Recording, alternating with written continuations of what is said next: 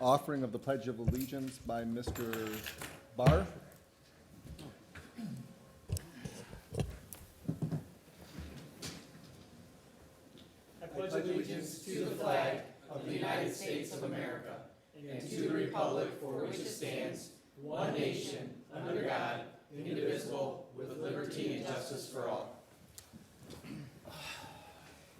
Thank you, Mr. Barr.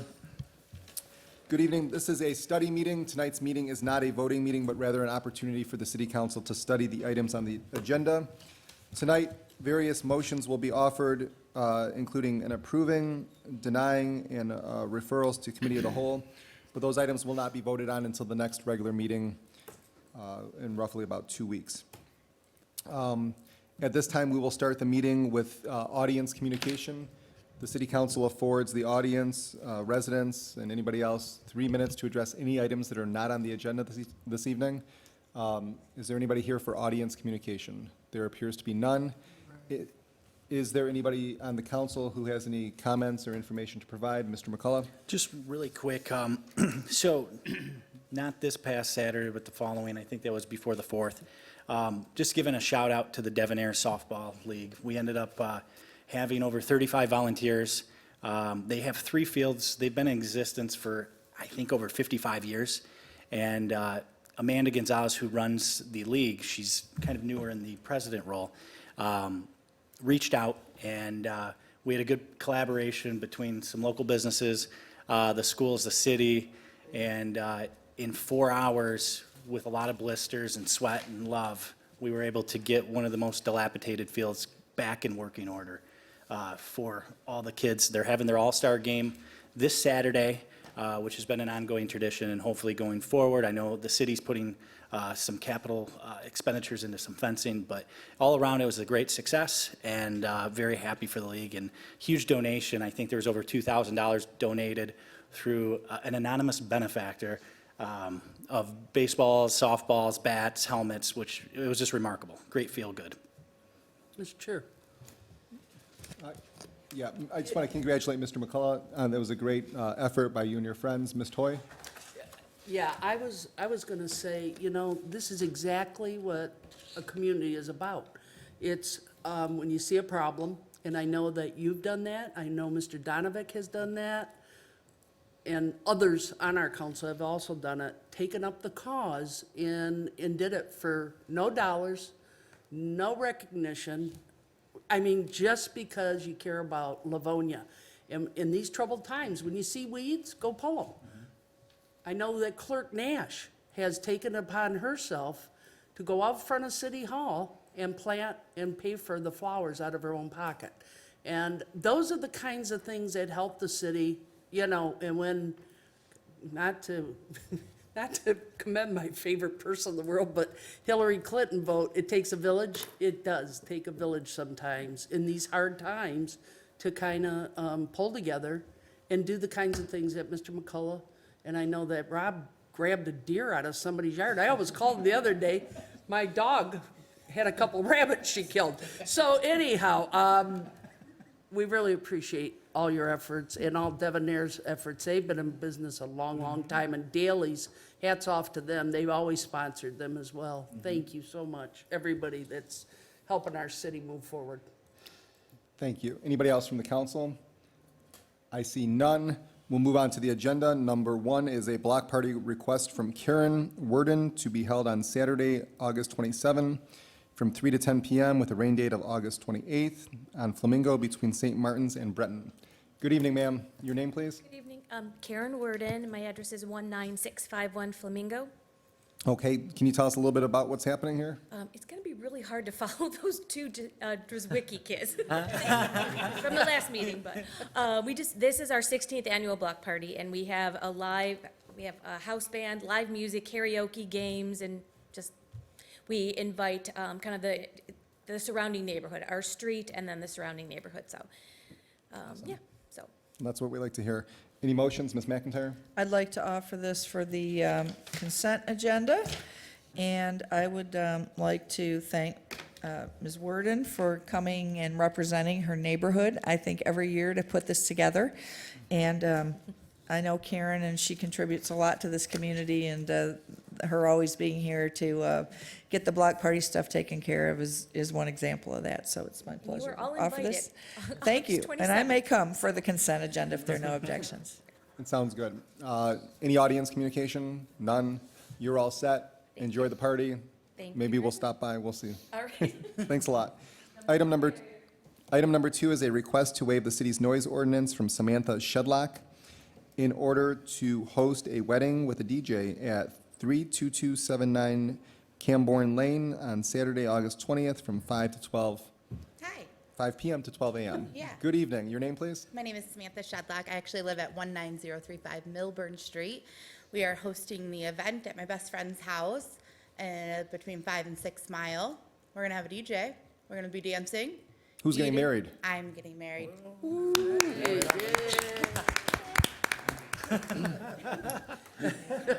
So, yeah, we have a dance floor, and we have about, I would say, 130 people coming. Las Glapas is going to do the food for us, so it's going to be That's good. what we want to be invited to. Yeah. Yeah. Have you talked to the I've neighbors in talked the to surrounding 9 area? neighbors, and Okay. like I think I talked to enough neighbors, and Yeah. everybody was really cool. They're like, have fun. I invited them all over for dinner. A burrito so- or something? Yeah, Yeah. yeah. Mr. President. Ms. Toy? Mr. President, much congratulations. I will offer an approving resolution on that as well. Thank you. Okay. Mr. President? Yep. Doesn't the president have some sort of ordained minister powers, I think, right? Or Only the mayor. Miss Dooley will tell you from the court that I've married over 350 couples, and I have some. Are they still married? That's a good question. I know some of them are. Best wishes, good luck. We'll put that down for consent if there's no objections. Any audience communication? I see none. Congratulations. Good luck. Have a good day. Congrats. Item number 3 is a request to authorize an appropriation expenditure from civil service to enable payment to EMPCO for the promotional examination of the fire chief from budgeted funds. Ms. Leibel? Hello, I'm Janine Leibel on behalf of Civil Service. EMCO is a nationally recognized firm that provides assessment centers so that we can take a look at our candidates in a more objective way. They go through different exercises, including an in-basket exercise, some role-playing, which is pretty intense. The candidates really, and then they also give 2 different presentations, one on a topic and one about themselves. It's a great way for the candidates to showcase themselves in their assessment center. As a city or as an employer, we get a lot out of it. We get to know a lot about the candidates. In addition, the candidates get the ability to follow up with EMCO and find out how did they do? What could they have done better? Where did they miss the mark? And what are their strengths? They provide a great service to us. However, their rate was over $15,000 this time, so I'm here to ask you to please let me pay it. They do a great job. We'll be using them again, and I think that we had a lot of candidates for the fire chief position, so it was a much bigger assessment center than we had originally anticipated, but we were glad for it. It's good to have a good number of candidates. Sounds good. Any motions from the council? Mr. President, Mr. Donovic? I'd like to offer an approving of consent. If there's no objection from my colleagues. Support. I see no objections. Anybody from the audience? I see nobody on this item. So you're all set on that item for consent. Thank you very much. Thank you all. Item number 4 is a request for additional appropriation and expenditure from the Department of Public Works for the Edgewood Emergency Sewer Repair from budgeted funds. Mr. Rushlow, tell us what this is about, please. Good evening, thank you. As you all may recall, this item is related to an emergency repair of a sewer on Edgewood Road that began back in July of 2020 when a failed sewer about 25 feet deep had collapsed and 2 adjacent sewer manholes had sunken and shifted in place. Currently, work is still ongoing for the ultimate repairs for this project, and it's anticipated to be completed here later this year. So as we proceeded with these emergency repairs and our plans developed for a full replacement of the sewer section, we worked with our consulting engineers to come up with a developed cost estimate of what this would take to complete. Back in April 26th at council meeting, April 26th of 2021, council meeting, you all had approved expenditures of just about $2.5 million for this project. The project was proceeded in 3 different phases. Phase 1 was the emergency repair work on Edgewood Street for that sewer underneath the road. Phase 2 included reconstruction of that entire roadway on Edgewood Street. And Phase 3, which is currently still underway, is installation of a new sewer force main and a pump station that will serve approximately 500 houses just to the north of the Idlewild Golf Course. So, like I said, currently we're well into Phase 3. That work is ongoing. Excuse me, the pump station should be installed here later this month. Once that pump station is up and running and operational, the deteriorated failed sewer underneath Edgewood will be abandoned in place and grouted. From the last time we had come before you to ask for funding back in April of 2021, we've seen exponential cost increases over the last year for materials, equipment, fuel, and labor all across the construction industry. This is not unexpected given what we've all seen over the last year with cost increases. The total project timeline to complete this work also was underestimated, mainly due to unforeseen shipment issues and trying to get materials and equipment to this project. When a timeline is extended, unfortunately, also expended as additional hours on a project like this. These uncontrollable factors have resulted in ultimately in increased costs to complete the project. So we've circled back with our engineers and our contractors to develop an estimate to complete what is now remaining to finish the work. So with that, the department requests that council proceed to approve an additional appropriation and an expenditure in the amount of $1,110,400 from the unexpended fund balance of the Water and Sewer Fund, and authorize payments to, and I'll name off the contractors here just for record, payments to D'Angelo Brothers, Sod Solutions, NTH Consultants, Hubble Roth and Clark, Hard Rock Concrete, Rotundo Construction, Cummins Diesel, DuBois Cooper, Gorman Rupp Pumps, Anderson Eckstein and Westrick, Greener Solution, and Consumers Energy for services and/or equipment in response to this emergency repair. With that, I'll be happy to answer any questions. Ms. McIntyre? Thank you, Mr. Rushlow. I'm going to move that we put this into the Capital Outlay and Infrastructure Committee. I understand extenuating circumstances happen, we all do. This is almost a 33% cost overrun. The last time we heard anything about this project was April of 2021, and it's now 15 months later, and we had no heads up that this was going to overrun to this extent. So I know this is a study meeting and that we set aside time at study meetings to discuss these issues, but I think there are a lot of questions that, or we need to, I need to understand more about how we ended up here and how it took 15 months to identify $1 million cost overrun. So that's, I'd like to refer it to that committee. Thank you. Mr. Barr? Thank you. Actually, by my calculation, it's a 45% increase from what we had, which is, I mean, 33 would have been alarming enough. I'm curious, Jacob, do you know, and I don't know if you've broken it down this way, you mentioned 2 factors. You mentioned the increase in the material, labor, and fuel costs, which we all recognize that that's a reality. You talked about the extended timeline, which we can understand that too. Do you have an idea what percentage of that cost overrun is attributable to the fuel, labor, and material?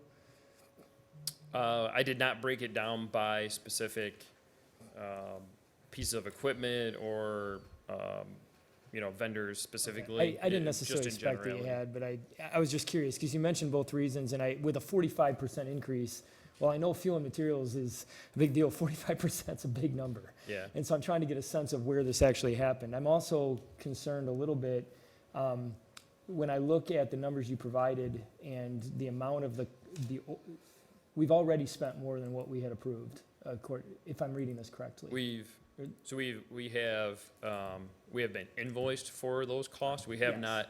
not spent out or approved payment for those additional Fair funds enough. yet. Yeah, I got you. But when I add that number to what you're anticipating to complete, And I'm just doing this in my head, I don't run the calculator, but I think that's exactly the number you're asking for tonight, right? Is the addition of those two numbers? It is, looks close. exactly, yep. So, I mean, how confident are we that that's gonna be correct? Right, so fair point, exactly, and, There's Yeah. no tolerance there, so as I had stated, what we did was, like we did, back in April of 2021, we meet with the contractors and the engineers and come up with an opinion of the most probable construction cost with what we know at that time. So back in April of 2021, that budget that we asked for of, just shy of 2.5 million was what we thought it was gonna take to do the entire project. Unfortunately, that, fell short, by the tune of just over $1 million. So again, we met with them again saying, okay, we know, now the scope was this big, now it's down here of what's remaining. We know a few of those costs are hard costs because it's equipment. It's a generator from Cummins Diesel that we know the exact cost of now, as well as the pump station, and we have those two numbers locked down. Those are not gonna change. The thing that will fluctuate is gonna be the contractor time to install, the engineer's time to inspect all the work, prepare as-built, and the like, and then also the remaining work to abandon that existing sewer that's underneath Edgewood Street. The contractor thinks they know what it's gonna take to do those, that's how they've prepared their estimate. But again, because this is an emergency repair, that work is still ongoing and continuing at this time, until we get to a point where we've completed the project. This one's a little bit different than what we typically would do with an emergency repair. Normally, they're a much smaller, quick fix, we're in and out, a repair's done, then we're coming back to council and saying, putting you on notice and saying, here's what was done, this was an emergency project. Now please, requesting the approval for these expenses to be paid.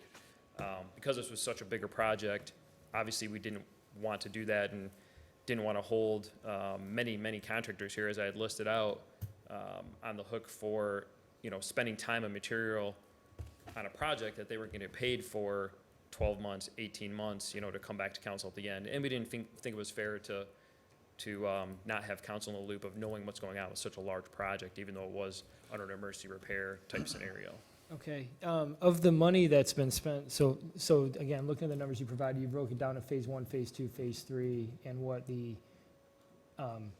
actual costs are, either of what we've already done or what's coming.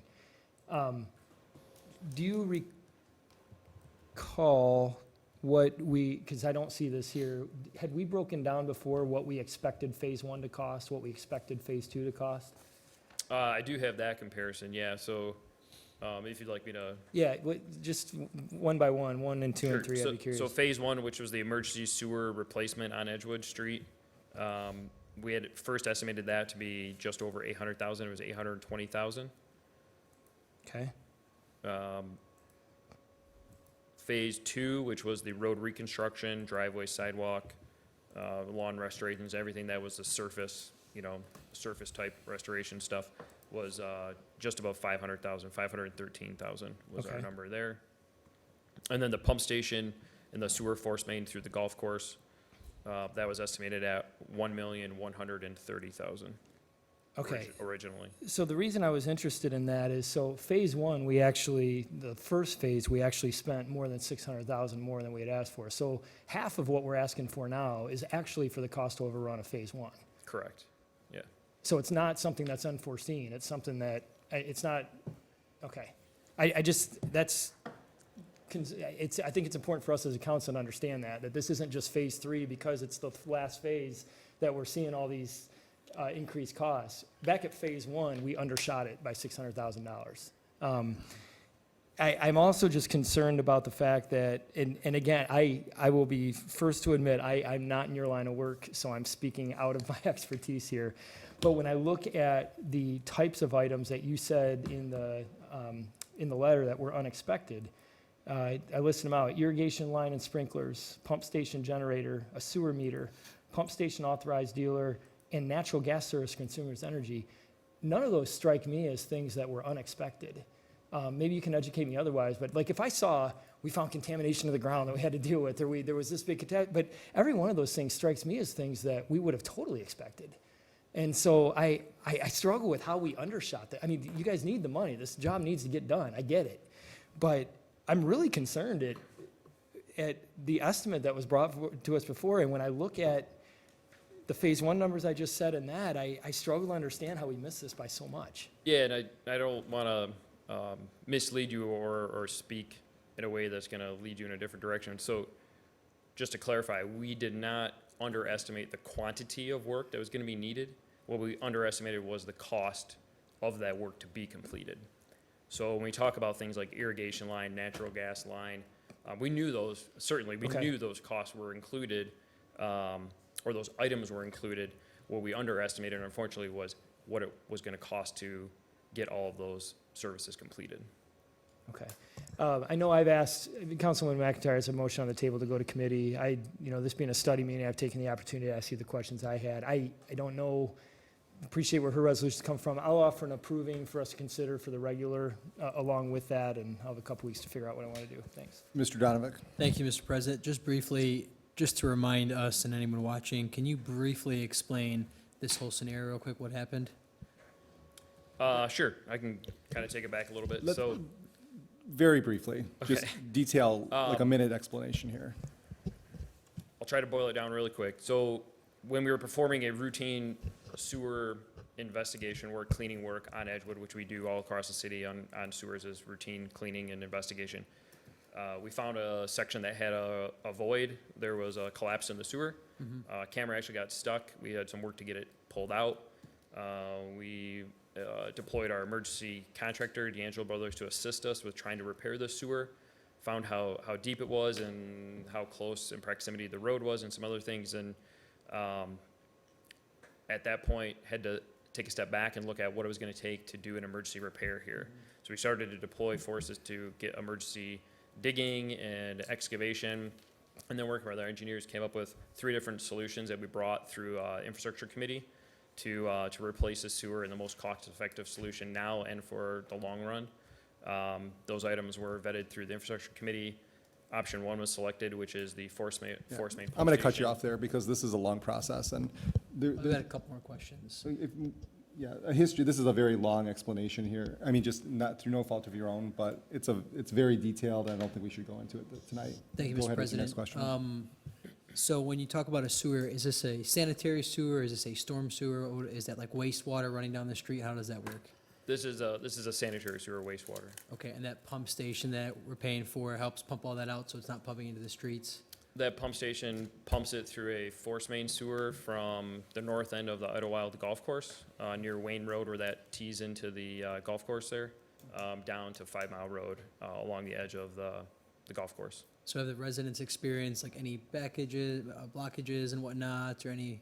Nope, there was no backups, no overflows, no disruption of service with this project. Yeah. Well, while it is inconvenient how much money we're spending on this, and I understand these things have to get fixed, I am happy that it was found now before there are any future issues where residents maybe had to deal with some of these bad things with the sanitary. So I know these numbers are large, and I think it's important that council talks about it because we are talking about $3.5 million. But, good job on finding it and trying to figure something out to get it fixed. Thank you, Mr. Rushlow. Thank you. Mr. Morgan? Yes, I just have a couple quick questions. Can you tell us exactly what the generator is going to cost and what the pumping station is going to cost, if you could just break that down? I do, yeah. So, and I believe the sheet may be included in your packet. There's a balance sheet. There is one box that's titled anticipated to be complete, or anticipated to complete. Under the vendor list, Cummins Diesel is a generator, so remaining cost to them is $65,925. And the pump station, which is through Du Bois Cooper Gorman Rupp Pumps, which is GRP on there, $244,557 is the cost. Okay, and if this doesn't get repaired in a timely manner, could it potentially cause backups to our residents or anything like that? Absolutely, yeah. So the sewer that was replaced on Edgewood, I mentioned it was deep, it's 25 feet deep. We put a new sewer in that's only about 10 feet deep and reconnected every one of those homes on that street, 28 homes, to the new higher elevation sewer. So there is still flowing 500 homes north of this neighborhood, north of the golf course, flow through that old pipe that still has a void in it, underneath the new sewer we put in. So time is of the essence to get this done until, before there's a further collapse on that 18-inch sewer that's 25 feet below the new one we just put in the ground. And if this is improved, what's the timeline on getting this done, completion? Yeah, and that's something that I would like to have done already. The pump station generator unfortunately have been delayed multiple times on getting to us. Our last update was the end of this month. We would have the pump station and the generators coming in mid-August. The generator originally was supposed to be here in March and has been delayed 4 times. Nature of what we're dealing with across the board right now, but at best we know, we'll have the equipment here in July and August, and it will be installed by the end of fall. Thank you very much, thank you. If there's nothing else from council, listen, listen, we all have dealt with this for going on 2 years now. I'm disappointed that at this point, we're still considering this an emergency repair. It's not an emergency. This was planned for, there's a not-to-exceed cost. I don't think it should be treated like such. If there's costs that are expectant or there's some monitoring that's going on, this should be coming to us on a real-time basis. This is wholly disappointing from my perspective, that this is being handled like this, and that you're coming. I remember when the amount first was discussed, we were on virtual meetings, and it was hard to keep a straight face, knowing that we were gonna spend $2.5 million on this, because it was such a large number. And to not hear anything for well over a year, and then come back and say we need another $1.1 million, come on. That's not what I expect from our city, our administration, the way we do business, the way we have ever done business. I look forward to talking about this in a committee. Is there any audience communication on this matter? There's not. We have several motions to approve and put in a committee of infrastructure. Mr. Chair, Ms. just McIntyre? one final comment. I do appreciate both Mr. Rushlaw and Mr. Roroff being here tonight, so thank you for that. You're welcome. Thank you very much. We'll move on to item number 5, an award of bid from the Department of Public Works for the Wilson Barn roof replacement from budgeted funds. Mr. Rushlow? Just flipping my papers over here, excuse me. Yes, thank you. Wilson Barn roof consists of a cedar roof system that's well past its serviceable life, has numerous leaks and in need of replacement. The construction contract for the roof replacement was publicly bid through Mitten, and bids were opened on June 14th of 2022. Sole bid was submitted by Storm Shield Roofing LLC. Their bid of $222,350 was below the design architect's opinion of probable construction costs for this project. It's recommended by the department that City Council proceed to award a construction contract to Storm Shield Roofing LLC for all labor, materials, and equipment necessary to complete the Wilson Barn roof replacement as identified in the bid documents in an amount not to exceed $222,350 from budgeted funds. Council? Council Mr. President? Spillane? No, thank you, Mr. Rushlow, for clarifying that price was under the architectural group's number, because some of these numbers, I'm sure as you see, they're way higher. So it is, through the chair to Mr. Rushlow, it is your professional opinion, along with our design group, that this is a valid price? It's a wise price, it's nothing we should wait on?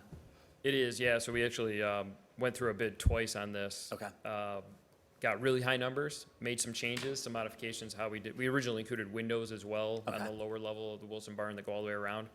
We took those out, focused just on the roof, rebid it, and got much more reasonable prices. So our original bid was over $500,000, including the windows. And then with this being a cedar shake, I'm assuming you already have this built in years to come for preventative maintenance to make sure we don't have a failure anytime soon.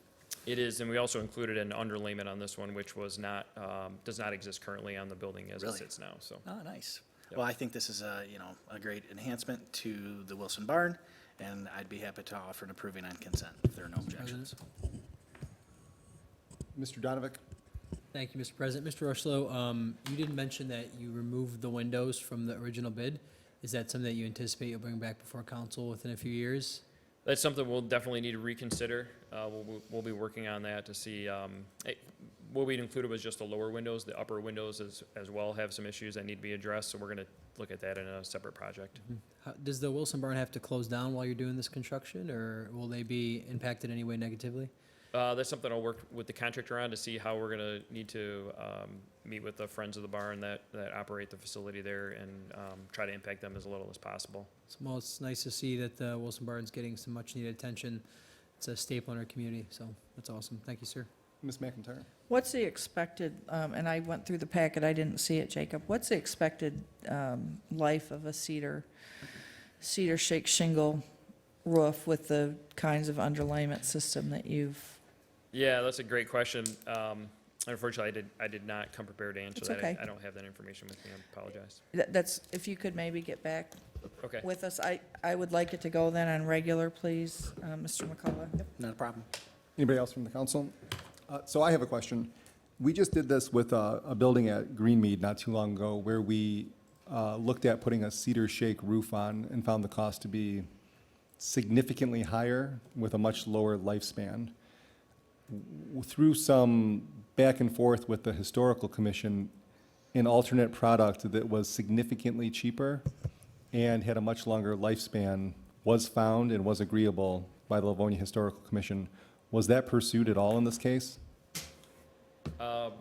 We did not look at alternative products. We kept with the historical nature of that property, being that's a historical building, and are going with the cedar shake. We did not look at Yeah, but I mean, that's something that synthetics. I would like to have the information for, because, you know, we got to learn from what we're doing from meeting to meeting in terms of reviewing these things. And, you know, it's I love the Wilson Barn, right? I appreciate the people who run it and the history that it preserves of a dairy community that we were. We have historical buildings other places in the city where we found alternative solutions that were ultimately going to be better for the buildings themselves and the taxpayer. And to just not even go down that road is disappointing.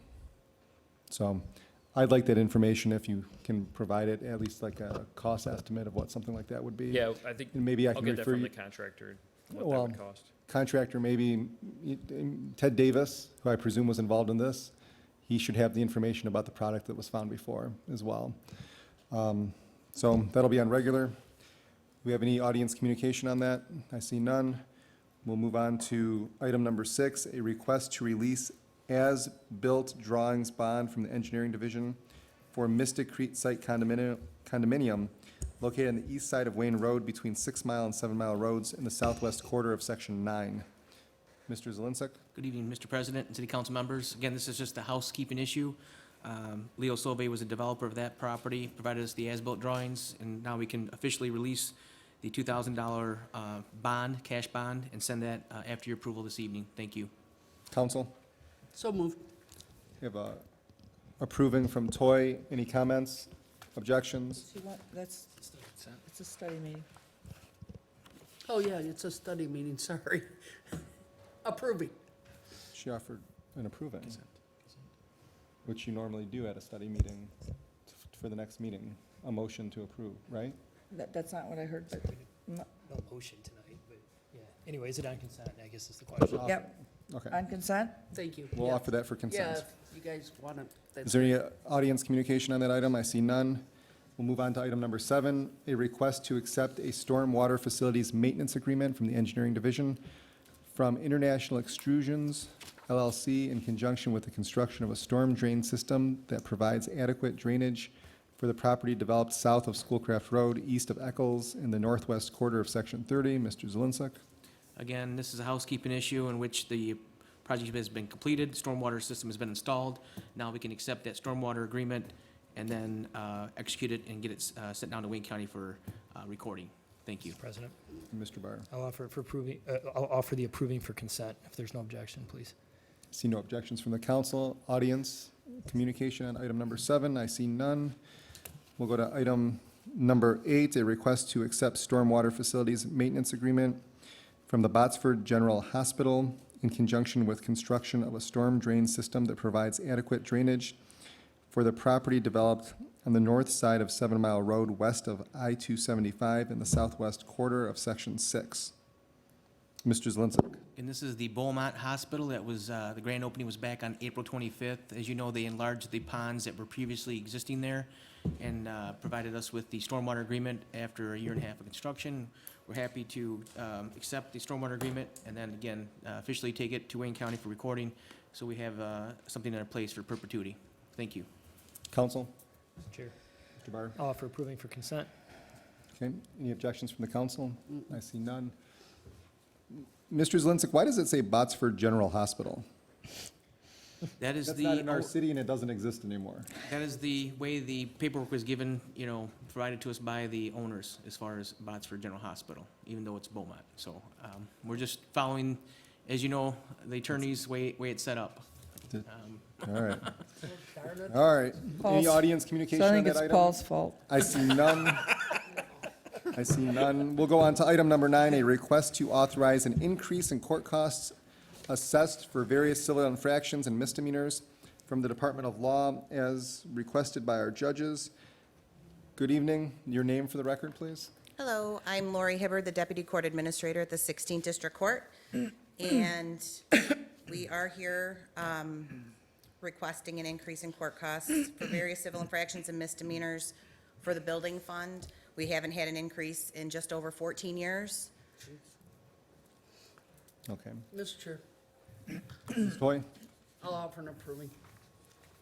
Since it's been 14 years. If it was 15, I might think about it, but 14 is good.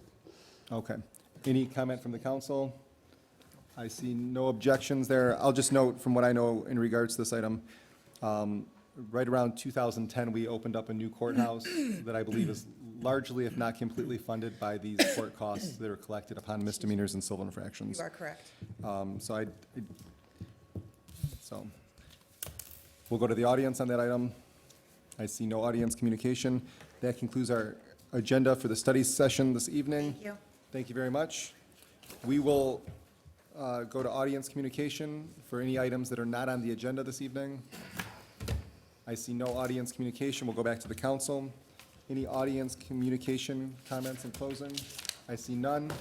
We will conclude this evening's meeting. Good night, Livonia.